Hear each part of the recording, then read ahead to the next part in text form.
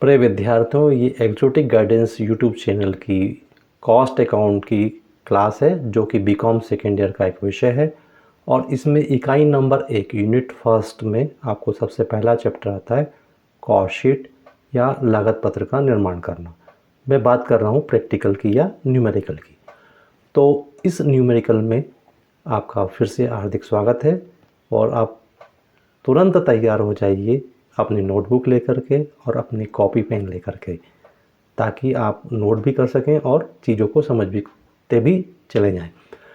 इस क्लास के माध्यम से मेरी एक अपेक्षा है आपसे कि आप मुझे सबसे पहले यस सेंड कर दीजिए यदि आपने ज्वाइन कर लिया है और आपको मेरी आवाज़ आ रही है। कॉस्ट शीट एक बहुत महत्वपूर्ण पत्रक है, लागत लेखा पत्रक जिसको कहा जाता है, और लागत की गणना करने में इसका अत्यंत महत्वपूर्ण स्थान है। तो इस लाइव क्लास के माध्यम से हम आज समझेंगे कि लागत पत्र होता क्या है, उसका आशय क्या है और लागत पत्र का महत्व क्या है, उसका इम्पोर्टेंस क्या है। तो ये सारी बातें तो होंगी ही, साथ ही साथ में न्यूमेरिकल के माध्यम से आपको हाथों हाथ यह बताया जाएगा कि किस तरीके से कॉस्ट शीट बनाई जाती है और कॉस्ट शीट में अलग अलग ट्रीटमेंट या समायोजन कब कब और कहाँ कहाँ पर करना होते हैं। तो मैं आशा करता हूँ कि आप सभी तैयार हो गए होंगे और जल्दी से जल्दी यस सेंड कर दीजिए प्लीज़। मैं आपका वेट कर रहा हूँ, तुरंत ज्वाइन कीजिएगा, कम फास्ट। तो स्टार्ट करेंगे थोड़ी देर में हम लोग और लेंगे हम लागत पत्र। कॉस्ट शीट जो है निर्माणी संस्थाओं के द्वारा तैयार किया जाने वाला एक पत्रक है और इस पत्रक के माध्यम से विभिन्न समयों पर लागत की गणना की जाती है, साथ ही साथ लाभ की गणना भी की जाती है। तो आइए चलते हैं, हम अपनी क्लास को स्टार्ट करते हैं। बीकॉम सेकेंड ईयर के विद्यार्थियों की यह प्रथम लाइव स्ट्रीमिंग क्लास है जिसके माध्यम से हम प्रथम आपसे शेयर कर रहे हैं चीज़ों को, और आगे भी आपकी उपस्थिति इन क्लासों में बनी रहेगी, ऐसी मैं उम्मीद करता हूँ। आइए देखते हैं। कॉस्ट शीट आज की जो हमारी लाइव क्लास है, इसमें हम लोग लागत पत्र पर आज प्रैक्टिकली भी विचार करेंगे और कुछ सैंपल है जिनके आधार पर हम आगे बढ़ेंगे। तो एक्जोटिक गाइडेंस की ओर से आप सभी का पुनः पुनः हार्दिक स्वागत है। आज का विषय है लागत पत्र या कॉस्ट शीट। कहीं भी हम लागत की जब गणना करना चाहते हैं तो कौन कौन सी लागतें उसमें शामिल होंगी और कैसे उन लागतों को हम अलग अलग रूपों में देखेंगे, इस क्लास के माध्यम से आप तक यह जानकारी पहुंचाई जा रही है।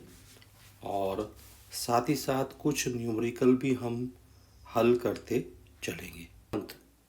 जैसी भी हमारी आवश्यकता है, हमारे बिजनेस की आवश्यकता है, उसके अकॉर्डिंग इसको बनाया जाता है। कॉस्ट शीट जो है वो हमें इंफॉर्मेशन प्रोवाइड करता है, सूचनाएं देता है। It provides information relating to cost per unit. प्रति इकाई लागत की जानकारी हमको इससे प्राप्त होती है। पर यूनिट कॉस्ट भी हम इससे मालूम कर सकते हैं। एट डिफरेंट स्टेजेस, यानी लागत के जो अलग अलग चरण होते हैं, उन चरणों में लागत कितनी कितनी आ रही है और अंत में टोटल कॉस्ट, कुल लागत कितनी आ रही है, कुल लागत कितनी आ रही है उसकी जानकारी भी हमको मिल जाती है कि आपके उत्पादन की लागत अंत में कितनी है। It provides information relating to cost per unit at different stages of total cost of production. उत्पादन की कुल लागत के बारे में भी हमको जानकारी मिलती है। साथ ही साथ उत्पादन के विभिन्न स्तरों पर लागतें क्या क्या है उसकी भी जानकारी हमको कॉस्ट शीट के माध्यम से मिल जाती है। नेक्स्ट पॉइंट हम लेंगे importance of cost sheet. Cost sheet का महत्व क्या है, importance of cost sheet. Cost sheet जो बनाई जाती है सभी प्रकार के व्यवसायों के लिए, जो कि विशेष रूप से निर्माणी व्यवसाय हैं, उनके लिए बहुत महत्वपूर्ण है। और यहीं पर हम डिस्कस करना चाहेंगे लागत का जो पत्रक है उसका महत्व क्या है। लागत पत्रक का महत्व, इम्पोर्टेंस ऑफ कॉस्ट शीट। अलग अलग पॉइंट्स में इसको डिस्कस करते हैं। एसर्टेनमेंट ऑफ कॉस्ट, यानी कि पहला जो बिंदु है, सबसे पहला पॉइंट है लागत का निर्धारण करना। लागत कितनी आ रही है उसका निर्धारण करना है, इसका पहला महत्व का बिंदु है। इसके माध्यम से हम लागत को निर्धारित करते हैं कि लागत आपकी कितनी आएगी, और उन लागतों का अलग अलग प्रकार का विवरण क्या क्या रहेगा। मूल लागत कितनी है, कारखाने की लागत कितनी है, कार्यालय की लागत कितनी है, उत्पादन की लागत कितनी है, और अंत में कुल लागत कितनी है। तो इस तरह से लागत का निर्धारण करने में कॉस्ट शीट का बहुत महत्वपूर्ण स्थान है। तो पहला बिंदु होता है असर्टेनमेंट ऑफ कॉस्ट, लागत का निर्धारण करना। फिर नेक्स्ट आता है कंट्रोलिंग कॉस्ट्स, लागत को नियंत्रित करना। अलग अलग समय पर विभिन्न प्रकार के निर्णय लेना पड़ते हैं। कब आपकी लागत ज़्यादा हो रही है, कब आपकी लागत कम हो रही है, कब आपको लागत में कमी या वृद्धि करना है। तो ये निर्णय लेना समय समय पर महत्वपूर्ण होता है। कब प्रतिस्पर्धा बढ़ रही है, कब प्रतिस्पर्धा कम हो रही है, कब कच्चे माल का जो वैल्यू है, जो प्राइस है वो बढ़ रहा है, कब कच्चा माल आपको कम लागत पर मिल रहा है, कब श्रम की लागत बढ़ रही है। तो अलग अलग समय पर अलग अलग निर्णय लेना होते हैं। उन निर्णयों के आधार पर लागत को नियंत्रित किया जाता है, और यह जानकारी अपने को कॉस्ट शीट से ही मिलती है कि कैसे हम लागत को समय पर नियंत्रित कर सकते हैं, उसको कंट्रोल कर सकते हैं, उसको अधिक बढ़ने से रोक सकते हैं। फिर नेक्स्ट पॉइंट आता है नंबर 3 पर, फिक्सेशन ऑफ सेलिंग प्राइस, यानी कि विक्रय मूल्य का निर्धारण। विक्रय मूल्य का निर्धारण बहुत महत्वपूर्ण है। कॉस्ट शीट का जो अंतिम पड़ाव होता है वो होता है विक्रय मूल्य को निर्धारित करना। यदि हम कॉस्ट शीट नहीं बनाएंगे तो हमें विक्रय मूल्य की जानकारी प्राप्त नहीं हो पाएगी। तो सबसे महत्वपूर्ण बात है, कॉस्ट शीट का जो अंतिम उत्पाद होता है, अंतिम प्रोडक्ट जो होता है, वो सेलिंग प्राइस को डिटरमिन करना होता है। फिक्सेशन ऑफ सेलिंग प्राइस, जब अलग अलग प्रकार की लागतें जोड़ दी जाती हैं और कंपनी या संस्था ये चाहती है कि हमें 5% या 10% या 15% प्रॉफिट लेना है, लाभ लेना है, तो वो लाभ को यदि लागत में जोड़ दिया जाए तो हमको मालूम चल जाता है विक्रय मूल्य। तो विक्रय मूल्य का निर्धारण करने के लिए कॉस्ट शीट को बनाना आवश्यक है। ये कॉस्ट शीट का सबसे महत्वपूर्ण बिंदु है। सबमिटिंग ऑफ टेंडर्स, नेक्स्ट जो पॉइंट आता है उसमें आता है जो ठेका मूल्य होते हैं, वो ठेके के लिए संप्रेषण करना, यानी उसको ठेके के लिए लागत निकाल करके उसको सबमिट करना।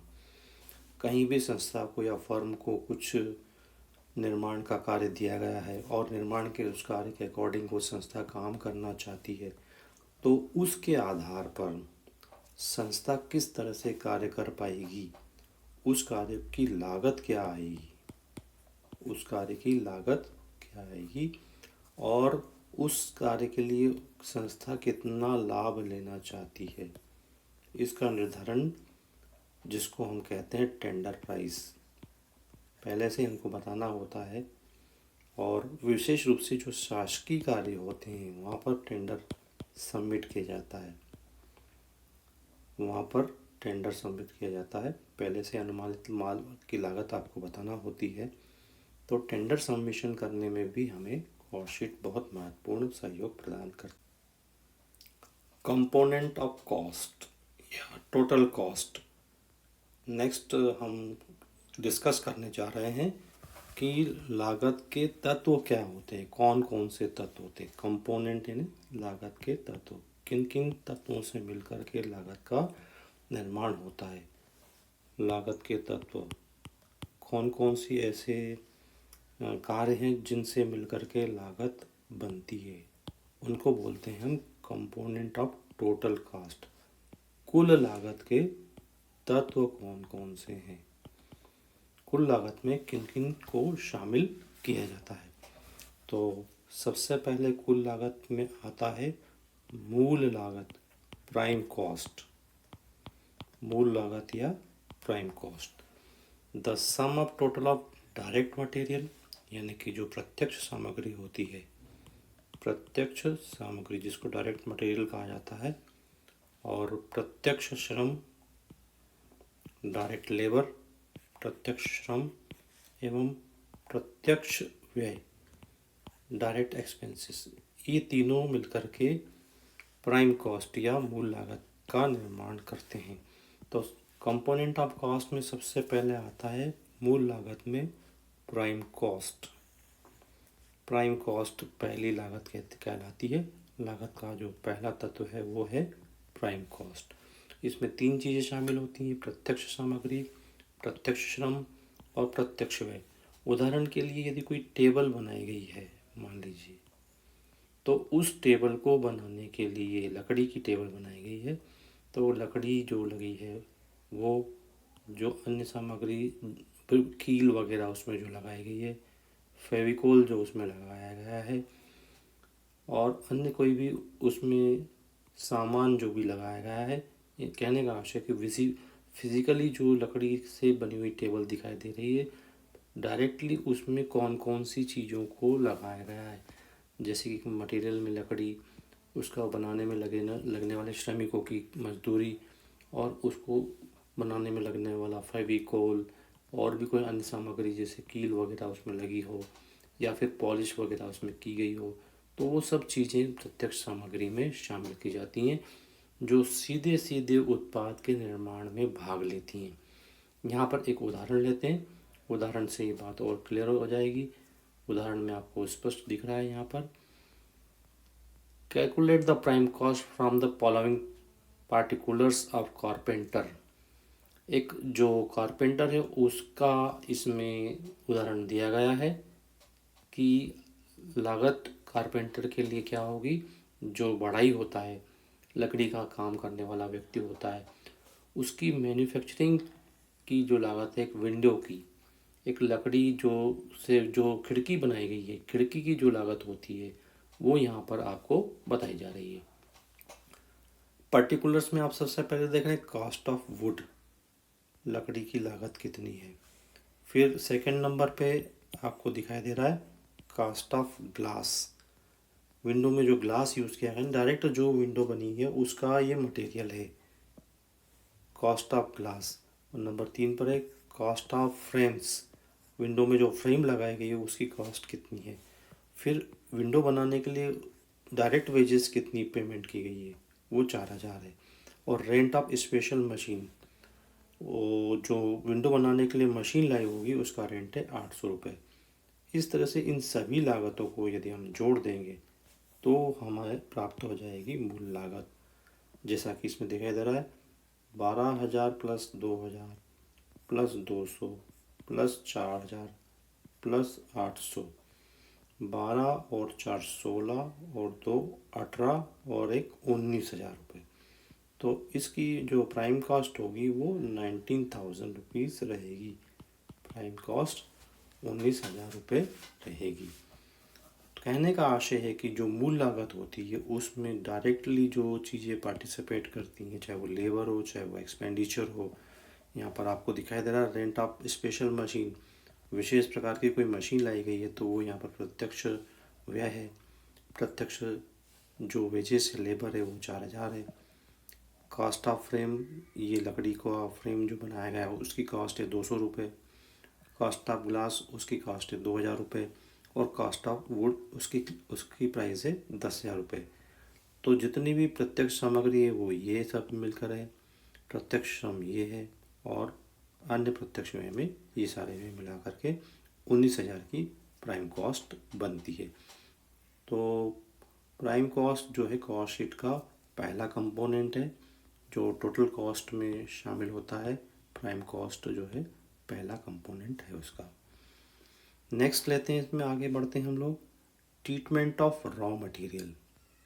कभी कभी ऐसा भी हो सकता है संस्था के पास कुछ कच्चा माल रहता है जिसको रॉ मटेरियल कहा जाता है। कच्चे माल को रॉ मटेरियल बोलते हैं। कच्चा माल आपके पास, संस्था के पास वर्ष के प्रारंभ में और वर्ष के अंत में रहता ही है, क्योंकि रॉ मटेरियल नहीं हुआ तो हम किस तरीके से हमारा उत्पादन कर पाएंगे। तो treatment of stock of raw material यानी कि जो कच्चा माल होगा उसके स्कंद का हम कहाँ पर यूज़ करेंगे।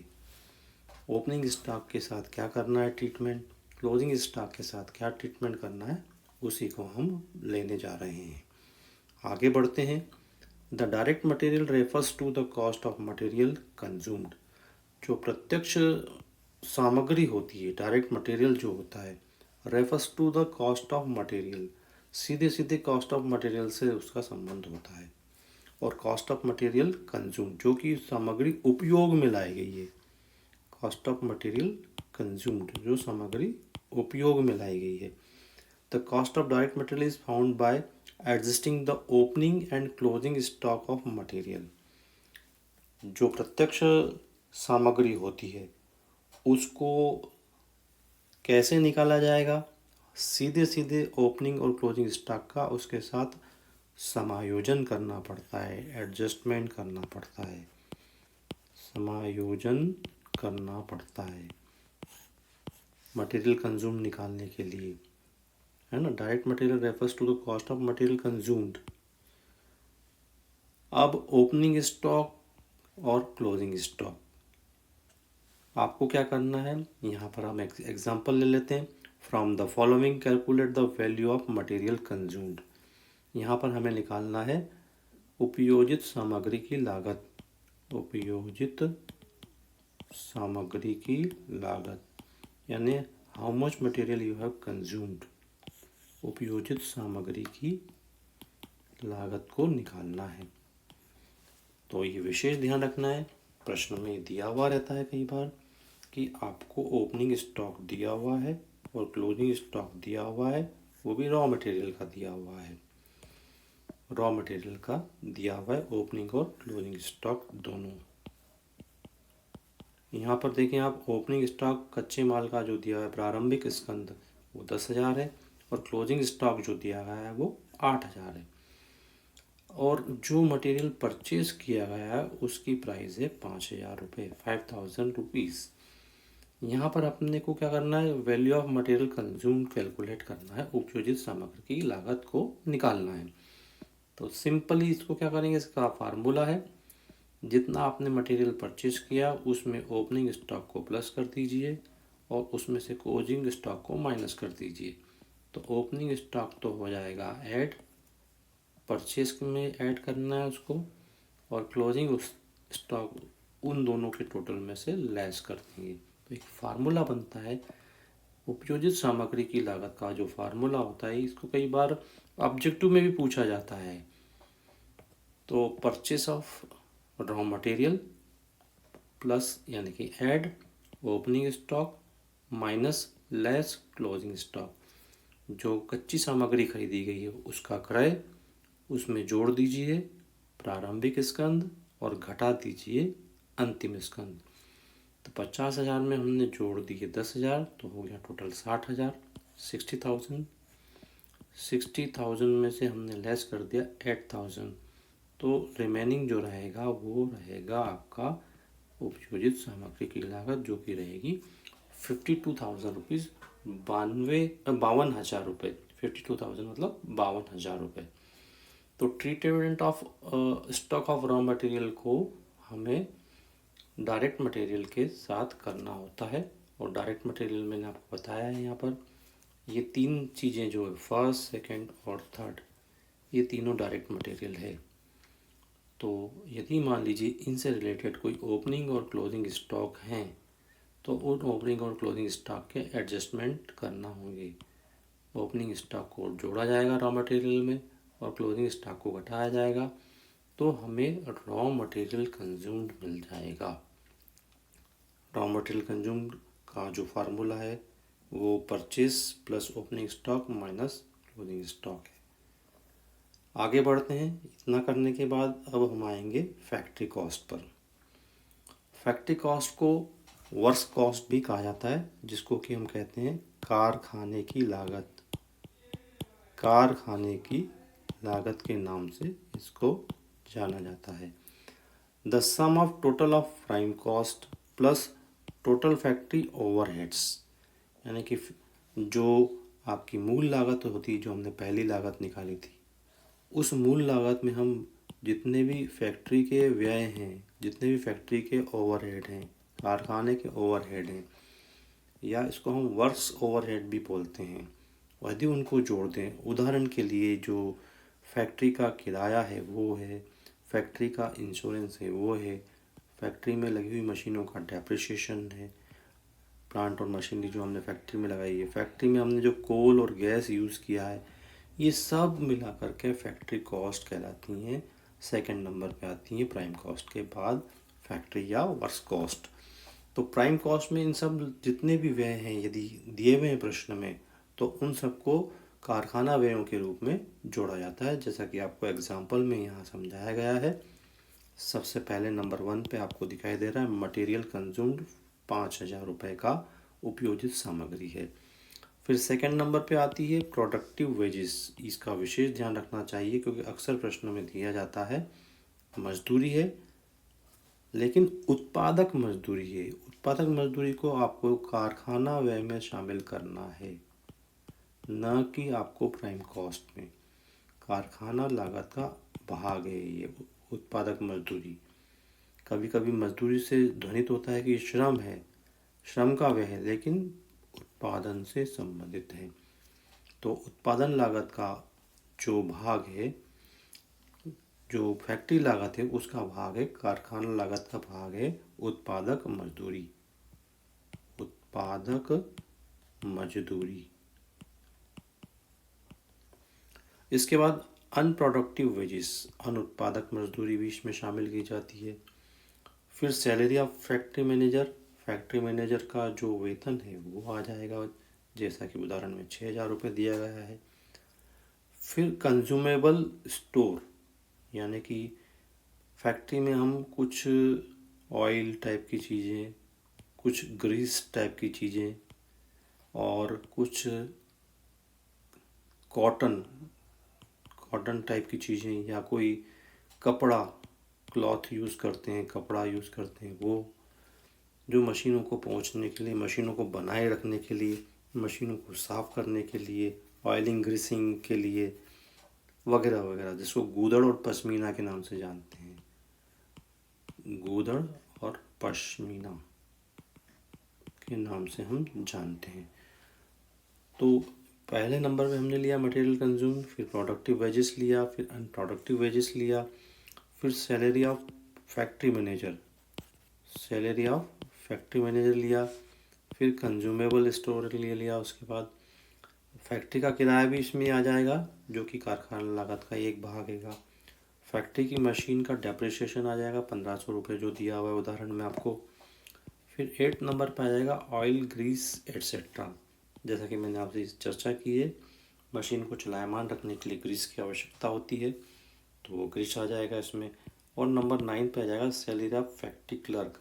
फैक्ट्री में कोई क्लर्क हमने अपॉइंट किया हुआ है तो उसका वेतन भी इसमें आ जाएगा। फिर यदि कोई मशीन हम किराए पर लेकर के आए, फर्नीचर किराए पर लेकर आए, तो फैक्ट्री फर्नीचर का रेंट भी इसमें आ जाएगा। तो ये जितने भी आपको व्यय दिखाई दे रहे हैं सारे फैक्ट्री के व्यय हैं। इन सबको प्राइम कॉस्ट में जोड़ दिया जाता है, मटेरियल कंज्यूम्ड की लागत में जोड़ दिया जाता है, तो हमको फैक्ट्री कॉस्ट की राशि प्राप्त हो जाती है। फैक्ट्री कॉस्ट को कारखाना लागत के नाम से जाना गया है। ये जो उदाहरण हम लोग देख रहे हैं अभी, इसमें आप देखेंगे कि जितने भी मटेरियल कंज्यूम से लेकर के जितने भी आइटम हैं यहाँ पर productive wages, unproductive wages, salary of factory manager, consumable store, rent, ये सब 30,000, 3,000, 6,000, 1,000, 2,000, 500, 1,000, 500, 500 का oil Greece, salary of factory clerk, उसके बाद रेंट एंड ये 800, इन सब का टोटल लगाया जाता है, इन सब का योग लगाया जाएगा, वो कहलाएगा फैक्ट्री कॉस्ट। और ये 30,000 और 50 80, 30 और 50 80 और 10 90, 90 दो 92, 92 और 1 93, 93 और 1 94, 94 और 2 96, 96 और 1 97,300 रुपये, 97,300 रुपीज़ इसकी फैक्ट्री कॉस्ट आएगी। इसको वर्क्स कॉस्ट के नाम से भी हम जानते हैं, कारखाना लागत के नाम से इसको हम जानते हैं। तो ये क्लियर हो गया आपको फैक्ट्री कॉस्ट के बारे में।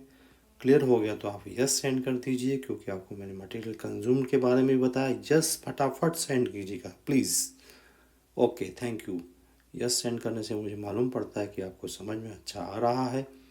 फिर अब लेते हैं treatment of work in progress, यानी कि ऐसा कार्य जो अभी समाप्त नहीं हुआ है, प्रोग्रेस में है,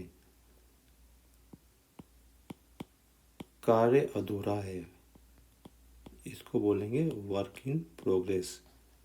जो कार्य अधूरा है उसका ट्रीटमेंट हमको फैक्ट्री कॉस्ट के कैलकुलेशन के समय करना है। जैसे कि हमने रॉ मटेरियल कंज्यूम निकाला था, उसमें ओपनिंग और क्लोजिंग रॉ मटेरियल का ट्रीटमेंट किया था, ऐसे ही मान लीजिए यदि कोई काम अभी अर्धनिर्मित अवस्था में है, यानी पूरा नहीं हुआ है, आधा हो गया है, आधा पूरा होना बाकी है, उसको बोलते हैं वर्क इन प्रोग्रेस। अर्धनिर्मित कार्य पूरा नहीं हुआ, कोई बिल्डिंग बनाई जा रही है तो वो बिल्डिंग अभी मान लीजिए उसमें जुड़ाई वगैरह हो गई है, उसमें प्लास्टर हो चुका है, लेकिन अभी कलर करना बाकी है, तो कलर करना बाकी है मतलब वर्क इन प्रोग्रेस है। कुछ भी कार्य हो सकता है जिसमें कार्य आधा पूरा हो गया और आधा पूरा करना बाकी है।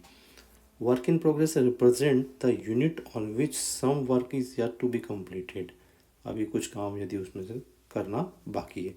The stock of such goods, इस प्रकार का जो स्कंद होता है, इस प्रकार का जो स्टॉक होता है, ए पार्ट ऑफ वर्क कॉस्ट, ये क्या होता है, कारखाना लागत का एक भाग होता है, कारखाने की जो लागत होती है उसका भाग होता है, और इसको एडजस्टमेंट किया जाता है कहाँ पर, and adjusted while calculating the factory cost. Factory cost की गणना करने के समय इसको एडजस्टमेंट किया जाता है। एक एग्जांपल ले लेते हैं, उससे और ज़्यादा क्लैरिटी आ जाएगी। इस एग्जांपल पे नंबर 1 पे आपको मटेरियल कंज्यूम दिया हुआ है 60,000 रुपीज़ का। फिर सेकंड नंबर पे लेबर दिया हुआ है 40,000। थर्ड नंबर पे डायरेक्ट एक्सपेंडिचर आपको बताया गया है 10,000 रुपीज़। फिर फोर्थ नंबर पे आपको फैक्ट्री ओवरहेड बताए गए हैं 50,000 रुपीज़। और फिफ्थ पे आपको opening stock of work in progress बताया गया है। अर्धनिर्मित कार्य का स्कंद ओपनिंग जो दिया हुआ है, प्रारंभिक स्कंद दिया हुआ है, ओपनिंग स्टॉक दिया हुआ है, और ये अंतिम स्कंद दिया हुआ है वर्क इन प्रोग्रेस का। वर्क इन प्रोग्रेस का अंतिम स्कंद दिया हुआ है, प्रारंभिक स्कंद 10,000 है, अंतिम स्कंद 8,000 दिया है। तो क्या करना होगा हमको, सबसे पहले इसमें प्राइम कॉस्ट निकालनी पड़ेगी। तो प्राइम कॉस्ट के लिए हमें करना होगा मटेरियल कंज्यूम्ड और लेबर और डायरेक्ट एक्सपेंडिचर, इन तीनों को जोड़ देंगे आपस में। तो 60,000 प्लस 40,000 प्लस 10,000, 1,10,000 रुपये इसका प्राइम कॉस्ट हो जाएगा।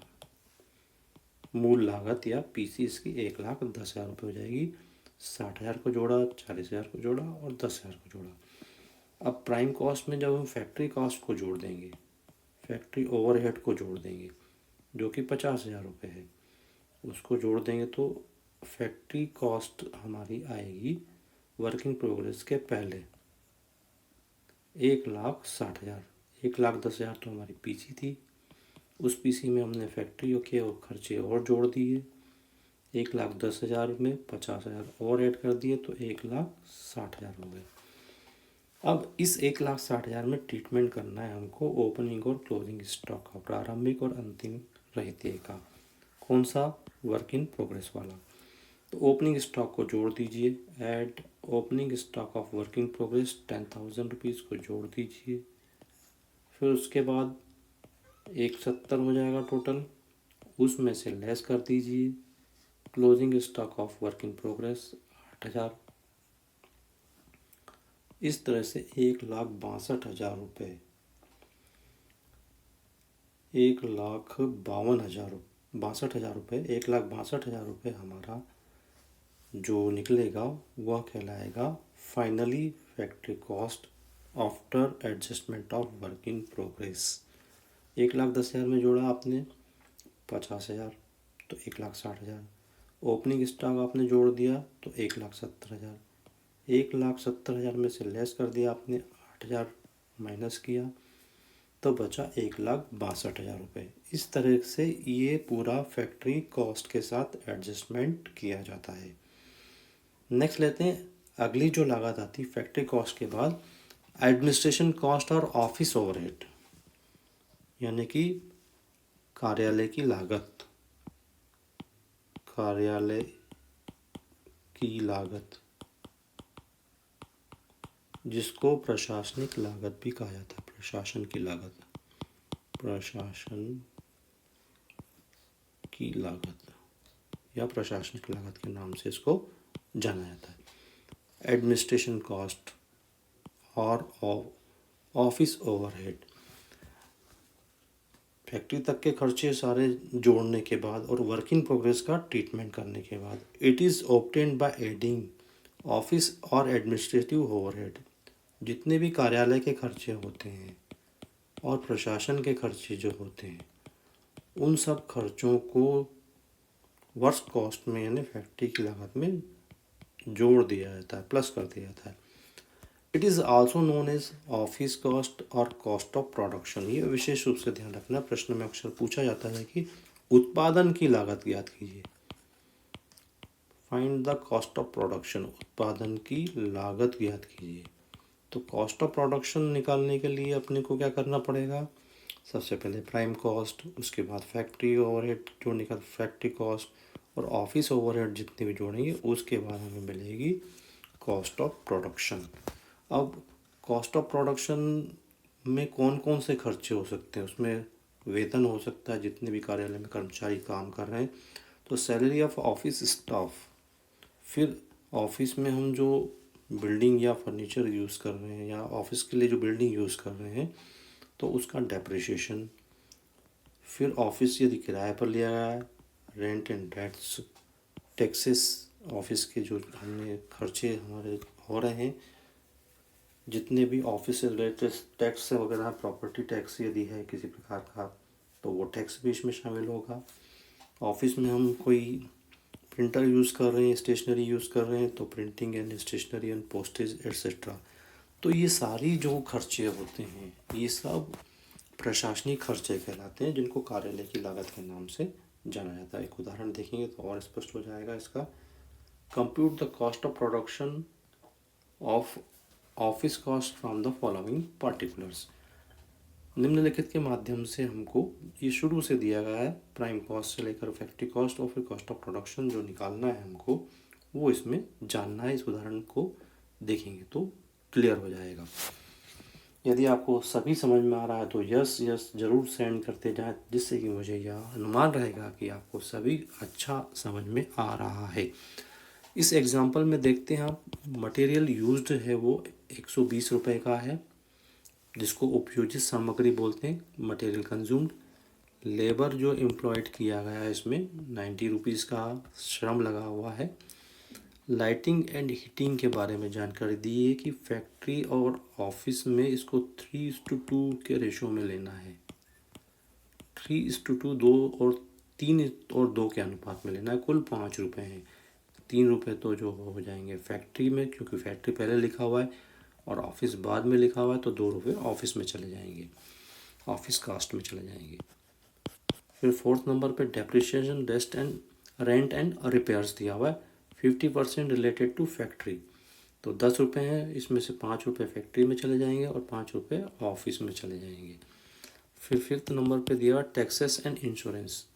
अब टैक्सेस एंड इंश्योरेंस के लिए स्पष्ट रूप से हिंट दिया हुआ है क्वेश्चन में। 40% इज रिलेटेड टू ऑफिस, यानी 60% आपके फैक्ट्री से रिलेटेड हो गए। 4 रुपये 80 पैसे, 6 8 48, 4 रुपये 80 पैसे, 8 रुपये का 60% फैक्ट्री में चला जाएगा और इसमें 1 रुपया 40%, यानी कि 8 चौक 32, 3 रुपये 20 पैसे, 3 रुपये 20 पैसे चले जाएंगे आपके ऑफिस के लिए। कुल मिलाकर के ये 8 रुपये का खर्चा है यहाँ पर। फिर ऑफिस की सैलरी दी हुई है, वो 1 रुपया दिया हुआ है। अब इसकी हमें निकालनी है कॉस्ट ऑफ प्रोडक्शन। तो कॉस्ट ऑफ प्रोडक्शन में हम सबसे पहले प्राइम कॉस्ट को लेने के लिए मटेरियल यूज्ड 120 को और प्लस लेबर एम्प्लॉयड को आपस में जोड़ लेंगे तो प्राइम कॉस्ट आ जाएगी हमारी। प्राइम कॉस्ट हमें मालूम चल जाएगी। ये प्राइम कॉस्ट हो गई हमारी 120 प्लस 90, 120 प्लस 90, 210, 210 रुपये हमारी प्राइम कॉस्ट हो गई। 210 रुपये जो प्राइम कॉस्ट है उसमें हमको जोड़ना है फैक्ट्री ओवरहेड, ऑफिस अपने कारखाने के खर्चे। फैक्ट्री ओवरहेड ये जो है इसमें लाइटिंग एंड हीटिंग आ जाएगा, डेप्रिसिएशन आ जाएगा, टैक्सेस आ जाएगा। तो 3 रुपया जो है फैक्ट्री के लिए लाइटिंग एंड हीटिंग का है, 5 रुपया फैक्ट्री के लिए डेप्रिसिएशन का है और 4 रुपये 80 पैसे। तो 5 और 4 9, 9 और 3 12, 5 3 8 और 4 12 रुपये 80 पैसे। तो ये 12 रुपये 80 पैसे यहाँ पर ऐड हो जाएंगे फैक्ट्री ओवरहेड के रूप में, 12 रुपये 80 पैसे। तो फैक्ट्री का जो कॉस्ट हो जाएगा वो हो जाएगा हमारा 222 रुपये 80 पैसे, 222 रुपये 80 पैसे। इसके बाद अपने को लेना है ऑफिस ओवरहेड। तो add office overhead, office overhead में 2 रुपया ये है, तो 2 और इधर 5 रुपया ये है, 5 और 2 7 और इधर 3 ये, 10 रुपये 20 पैसे। और 1 रुपया ऑफिस की सैलरी है, 1 रुपया ऑफिस की सैलरी है। इसको जोड़ेंगे आपस में तीनों को,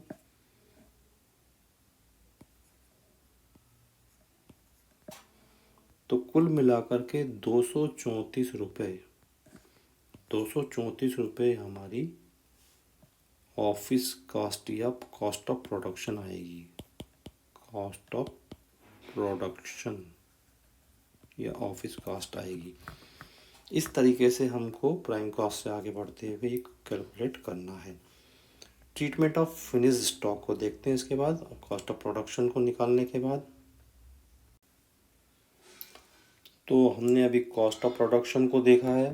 कॉस्ट ऑफ प्रोडक्शन के समय पर एक और ट्रीटमेंट करना पड़ता है, एक और समायोजन करना पड़ता है हमको, वो होता है फिनिश्ड स्टॉक का। कुल लागत को निकालने के ठीक पहले अंतिम स्कंद जो होता है निर्मित माल का और प्रारंभिक स्कंद निर्मित माल का, उन दोनों का अपने को ट्रीटमेंट करना होता है। फिनिश्ड यानी निर्मित माल, निर्मित माल का प्रारंभिक रहतिया और अंतिम रहतिया का ट्रीटमेंट यानी एडजस्टमेंट करना पड़ता है, समायोजन करना पड़ता है। फिनिश स्टॉक और the goods on which all the factory works has been completed, जिस पर कि पूरा कारखाना का काम हो चुका है। The stock of finished goods is adjusted in the cost of production. जब कॉस्ट ऑफ प्रोडक्शन यानी कि उत्पादन की लागत हम निकालते हैं, उत्पादन की लागत को जब हम निकालते हैं तो फिनिश स्टॉक का हमको समायोजन कर लेना चाहिए। वो ओपनिंग और क्लोजिंग दोनों दिया हुआ प्रश्न में रहेगा। तो आइए एक एग्जांपल देखते हैं। Calculate the cost of goods sold from the following. बेचे गए माल की लागत इन दोनों के माध्यम से निकालना है आपको। पहले कॉस्ट ऑफ प्रोडक्शन 1,00,000 रुपये दी हुई है। Opening stock of finish goods निर्मित माल का जो प्रारंभिक रहतिया 10,000 दिया हुआ है और अंतिम रहतिया दिया हुआ है निर्मित माल का फिनिश गुड्स का अंतिम रहतिया 15,000। करना हमको केवल ये ट्रीटमेंट है, समायोजन करना है कि जो कॉस्ट ऑफ प्रोडक्शन है, कॉस्ट ऑफ प्रोडक्शन जो है 1,00,000 है, इसका फार्मूला है cost of production add opening stock of finished goods. जो प्रारंभिक रहतिया उसको 1,00,000 में जोड़ देंगे और अंतिम रहतिये को एक इसमें से घटा देंगे। Closing stock of finished goods को इसमें से घटा देंगे। 15,000 इसमें से लेस कर देंगे। तो इस तरह से 95,000 इसका कॉस्ट ऑफ प्रोडक्शन आ जाएगा। कॉस्ट ऑफ प्रोडक्शन यानी उत्पादन की लागत इसमें 95,000 हो जाएगी। तो यदि ये उदाहरण आपको समझ में आ गया तो यस ज़रूर सेंड कर दीजिएगा, ताकि मैं ये समझूं कि आपको ट्रीटमेंट ऑफ फिनिश स्टॉक निकालना आ गया है। केवल एक सिंपल सा कैलकुलेशन है, ओपनिंग स्टॉक को प्लस करना है, क्लोजिंग स्टॉक को इसमें से माइनस कर देना है। सबसे अंत में ये सारा करने के बाद कॉस्ट ऑफ प्रोडक्शन निकालने के बाद क्रम आता है सेलिंग एंड डिस्ट्रीब्यूशन कॉस्ट का। विक्रय एवं वितरण की लागत, विक्रय व वितरण की लागत। सारे खर्चे हमने कर लिए, अब माल को पहुंचाना है कस्टमर तक, तो उसको बेचने के लिए जो भी हमने खर्चे किए हैं वो सबसे अंत में इस लागत में शामिल कर लिए जाते हैं। The selling cost of sales obtained by adding selling distribution overheads, यानी विक्रय और वितरण के जितने भी व्यय हैं उनको कॉस्ट ऑफ सेल्स में निकालने के लिए जोड़ा जाता है। अब किस में जोड़ा जाएगा? कॉस्ट ऑफ गुड्स सोल्ड के निकालने के लिए। The selling and distribution overhead includes, इसमें शामिल क्या क्या होते हैं? विज्ञापन के व्यय, विक्रय करने के लिए विज्ञापन करना जरूरी है तो एडवर्टाइजमेंट, और विक्रय के वितरण के व्यय मतलब माल को एक स्थान से दूसरे स्थान पर भेजने के लिए किया जाने वाला व्यय। सेल्समैन हमको अपॉइंटमेंट करना पड़ते हैं, सेल्समैन को जो दिया गया वेतन, सैलरी। जो एजेंट्स होते हैं जिनके माध्यम से सेल किया जाता है उनको कमीशन देना पड़ता है, तो एजेंट का कमीशन। वितरण के लिए माल वाहन की आवश्यकता होती है, आपको गाड़ी पे लदान करके माल को एक स्थान से दूसरे स्थान पर भेजना पड़ता है। इसके लिए लागत का जो कैरेज का जो आउटवर्ड होता है जिसमें माल को लाद करके भेजा जाता है गाड़ियों के माध्यम से, कैरेज आउटवर्ड कहलाता है, ट्रांसपोर्टिंग चार्जेस एट्सेट्रा। तो ये सारी चीज़ें मिल करके सेलिंग एंड डिस्ट्रीब्यूशन ओवरहेड में या व्ययों में शामिल की जाती हैं। एक एग्जांपल लेते हैं, उससे और क्लियर हो जाएगा। कैलकुलेट द टोटल कॉस्ट, यानी कि कुल लागत की गणना कीजिए, और द कॉस्ट ऑफ सेल्स, कुल लागत को विक्रय की लागत के नाम से भी जाना जाता है। जहाँ कहीं भी आपको टोटल कॉस्ट बोले तो उसका अर्थ हैगा विक्रय की लागत। कॉस्ट ऑफ प्रोडक्शन और विक्रय की लागत में अंतर है। कॉस्ट ऑफ प्रोडक्शन विक्रय की लागत के पहले ज्ञात किया जाता है, तो विक्रय की लागत का अर्थ है उसमें विक्रय और वितरण के व्यय को जोड़ दिया गया है, उसको हम टोटल कॉस्ट या कुल लागत के नाम से भी जानते हैं। फॉर एग्जांपल नंबर 1 पे आपको दिया हुआ है कॉस्ट ऑफ गुड्स सोल्ड, उसके बाद नंबर 2 पे दिया हुआ है 10,000 रुपये का विक्रय का व्यय, फिर तीसरे नंबर पे दिया हुआ है आपको एडवर्टाइजमेंट कॉस्ट 5,000 रुपये, फिर चौथे नंबर पर दिया हुआ है सेल्समैन की सैलरी 10,000 रुपये। तो कॉस्ट ऑफ गुड्स सोल्ड में इन सबको जोड़ देंगे जितने भी सेलिंग एंड डिस्ट्रीब्यूशन ओवरहेड्स हैं, तो हमको मालूम चल जाएगी टोटल कॉस्ट, यह कहलाएगी cost of sales, cost of sales या विक्रय की लागत। 75 और 10, 85 और 5, 90 और 10, 1,00,000 रुपये इसकी टोटल कॉस्ट हो जाएगी। इस प्रकार से कॉस्ट शीट के बारे में आपको जानकारी दी गई है और बताया गया है कि कॉस्ट शीट में विभिन्न लागतें होती हैं और वो लागतें पार्टिसिपेट करती हैं। सबसे अंत में क्रम आता है सेलिंग एंड डिस्ट्रीब्यूशन ओवरहेड का। उसके पहले क्रम आता है जितने भी ऑफिस के एक्सपेंडिचर्स होते हैं उनका, और उसके भी पहले क्रम आता है फैक्ट्री के खर्चों का, और फैक्ट्री के खर्चों के पहले एक भी क्रम आता है प्राइम कॉस्ट का, मूल लागत का। इनके बीच बीच में समायोजन करने होते हैं, रॉ मटेरियल का समायोजन करना होता है, और वर्क इन प्रोग्रेस का जो प्रारंभिक और अंतिम रहता है उसका समायोजन करना होता है, और सबसे अंत में समायोजन करना होता है फिनिश्ड स्टॉक का, जो कॉस्ट ऑफ प्रोडक्शन के अंतर्गत किया जाता है, और अंत में जोड़े जाते हैं विक्रय और वितरण के हुए। तो ये हमारा जो आज का व्याख्यान है हम इसको यहीं समाप्त करते हैं। मैं पूरी आशा करता हूँ कि आपको बहुत अच्छे से समझ में आया होगा। आपका कक्षा को ज्वाइन करने के लिए बहुत बहुत शुक्रिया। अगली कक्षा में आपसे फिर भेंट होती है, मुलाकात होती है। तब तक के लिए all the best, take care, goodbye, धन्यवाद।